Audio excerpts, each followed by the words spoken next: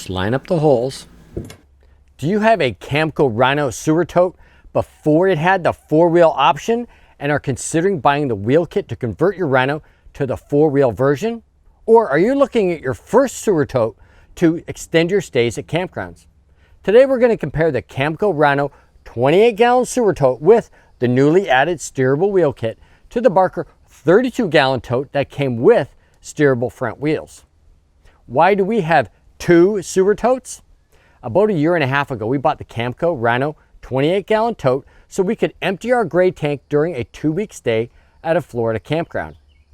After using it for 6 months, I realized that my back could not handle the heavy lifting of the tote from the RV, hooking it up to the truck.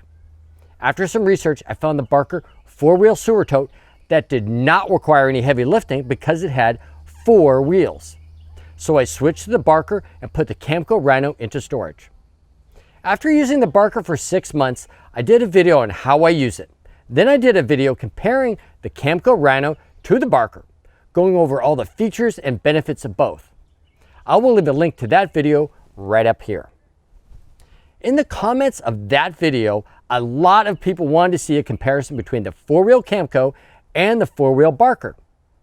But when I originally purchased the 2-wheel Camco Rhino, the 4-wheel version and the 4-wheel kit were not available on the market yet, which is why I bought the Barker 4-wheel tote at that time. Since I still had both totes, I decided to get the wheel kit for the Rhino so I could do a fair comparison between the Camco and the Barker. In this video, we thoroughly test 2 sewer totes side by side while we're here at Blue Springs State Park in Florida. This is really close to our hometown, DeLand, Florida, where we have a storage unit. The loser of the competition goes back into storage.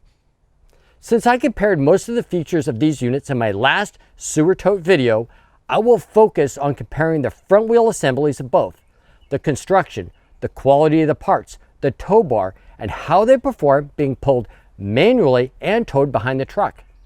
Here is how we tested them. First, we filled both units to their full capacity. Then we walked them to the dump station to see how that felt. It was a good distance, about as far as I would realistically do this. Then we hooked them up to the truck and towed them to the exit of the campground, going about 5 to 10 miles per hour. Then we took them on a high-speed 1-mile run down to the Springs lot at about 20 miles per hour. Now this is 4 times the recommended speed, but a great torture test.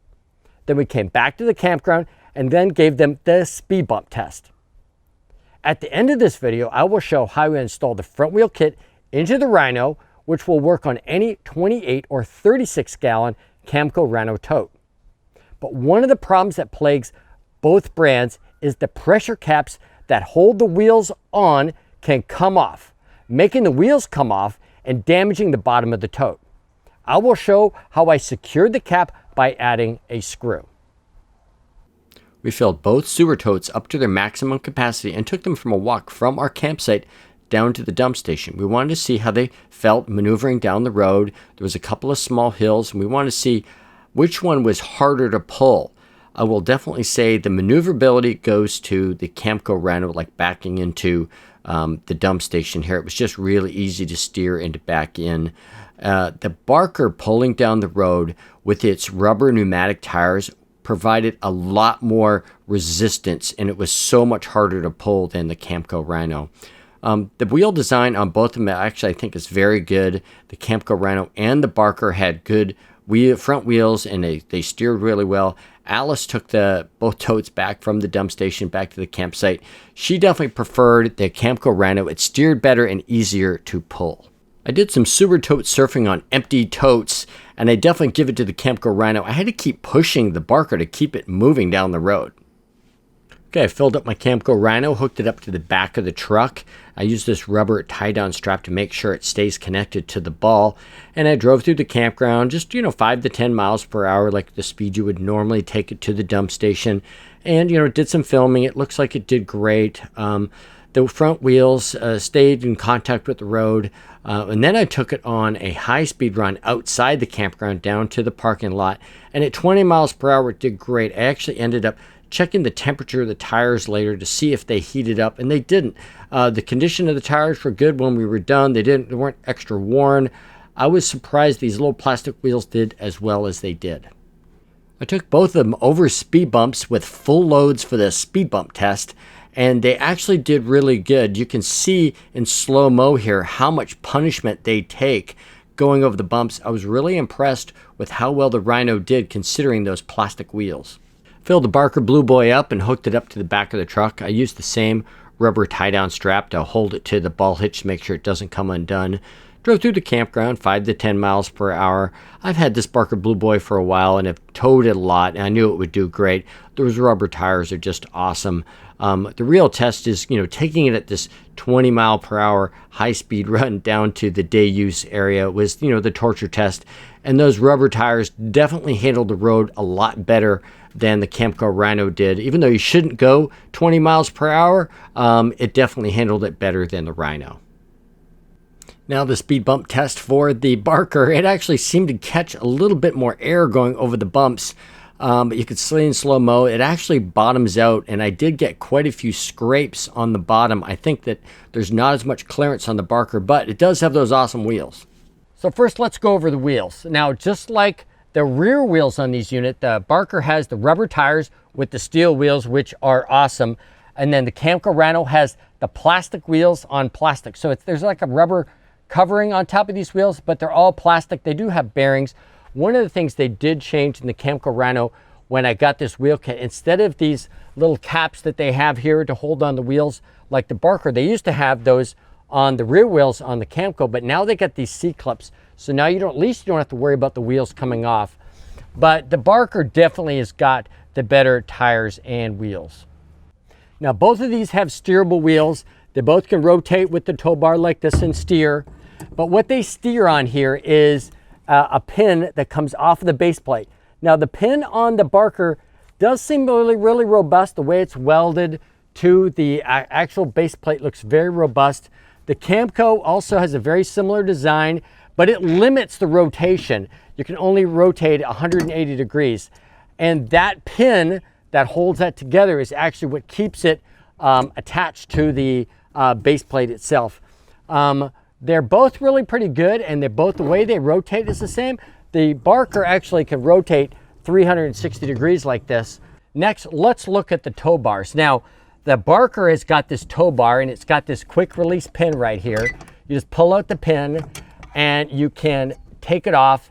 And when you store it or ready to travel, it's really convenient to be able to take that off. And it's got this quick release pin, which is pretty awesome. The way it attaches to the steerable wheels is very robust, is very well designed.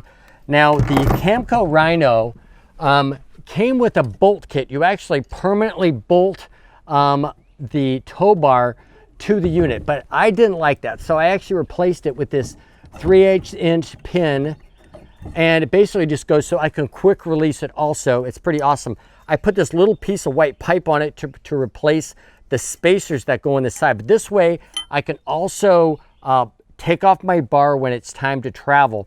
The one thing I will say about the bars, I mean, the Camco bar is probably twice as heavy as the Barker. They're about the same length, and the way that they angle to be able to go and hook onto the actual, like on your tow ball of your truck is about the same.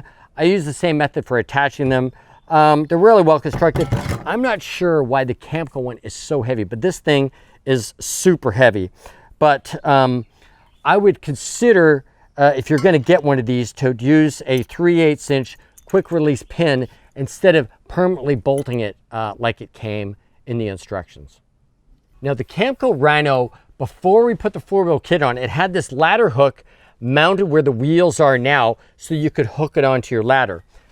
Now, what they did is they've actually reversed it and put the ladder hook on the other side here now, so you still have ladder hook functionality, which is really nice. I don't use it that way. I tow it on the back of my bike rack. When you order the wheel kit from Camco, it comes with a ladder hook, a tow bar, a complete wheel assembly, and all the fasteners you need to complete the installation. The kit comes with a hex wrench, but you're going to need a 9/16 and a 7/16 wrench. or a couple of adjustable wrenches. Adding a new wheel kit to the Rhino is actually a pretty easy procedure. First, you just use the 3/16 inch hex wrench that comes in the kit, and then you just loosen the 4 bolts that are holding down the ladder hook. You take off the ladder hook, line up the new wheel kit with its 4 holes, and use the new nuts that came with the kit. They've got new thread locker on them, so you want to use those new bolts. And you bolt that down, get them all down nice and snug. I end up using a pair of vice grips to help tighten them down and get them really nice and snug. To attach the tow bar, line it up with the wheel assembly with the tow hook facing down. Now add the bolt and then a plastic washer, then another plastic washer, and then the nut. Use 2 9/16 inch wrenches to get it nice and snug. Move it back and forth to make sure you haven't tightened it too much and it's nice and snug. To attach the ladder hook, line up the holes with the holes on the wheel assembly and use the 1/4 inch nuts. Make sure you put the lock washer on the nut first and then hand tighten the nuts in. It's hard to get a socket in here, so finish it off with a 7/16 inch wrench. To keep my pressure caps from coming off and keeping the wheels from falling off, I added this screw. I'm going to show you how to do that. I put a little center mark here on the axle, and then I use my automatic center punch to create a mark so that my drill wouldn't drift. I'm using a 7/64 inch drill here, and I'm going to drill down to about 1/2 inch. The screws that I'm using are going to be 3 millimeter by about 10 millimeter. So I'm drilling down to the depth, and then I'm going to check my depth with a narrow driver here to make sure I've got plenty of depth for my tap. I'm going to add a little bit of oil. I'm going to add my tap here to my tap wrench. I use a really good tap wrench here. It's really important that you use one so that you won't snap your tap off into the hole. And just, rotate the tap back and forth, never turning forward more than probably 1/2 turn at a time before turning back and cleaning it out. I had to add these vice grips to the axle because it started to rotate as I was tapping. Just take your time tapping down. You don't want to break off your tap.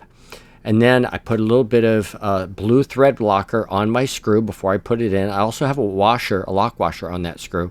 And then I just tighten the screw down and it's nice and fixed. If I had to buy a sewer tote today, knowing what I know now, I would get the Camco Rhino 4-wheel unit. It comes with much better accessories. The gate valve drains better. It can tip drain from this port, which is a huge advantage in getting the tote completely empty for travel prep. It has an awesome handle for when I need to put it on my bike rack when traveling. It has a ladder hook and an internal cleaning spraying port, and it costs less. The accessories alone make the Camco Rhino a better purchase. But the wheels on the Camco Rhino are its weak point when compared to the Barker. Will it stand up to long pulls behind the truck with a full load? Some people have reported failure of the wheels on the 36-gallon Camco Rhino tote tanks. I don't think I have a problem with my 28-gallon unit, but I think the 36-gallon loads that weigh over 300 pounds may be too much for those plastic wheels. If you need a large capacity unit, I would go with the 42-gallon Barker with its much stronger wheels and tires. Now we have decided to switch back to the Camco Rhino now that we have the front wheel kit. This summer in Canada, we will see if the Rhino will handle some of those long tows to the dump stations like we had last summer. One of the campgrounds had over a 2-mile trip to the dump station from our campsite. That will be a true test of those plastic wheels. Do you have a Camco Rhino tote tank with the steerable wheel kit? Please leave a comment sharing your experience, good or bad. One thing I learned from our last video comparing the Barker and the Camco, many people felt strongly about their choice for a sewer tote. If you think I'm making a mistake switching from the Barker to the Camco Rhino, please let me know in the comments. Now, if you like this kind of content, we do lots of product reviews like this, campground tours, RV DIY projects, and full-time RV travel experiences. Please consider subscribing to our channel by clicking this link below. Now, I also have a link right over here for our earlier video where I compare the Camco Rhino and the Barker. And remember, downsizing does make sense.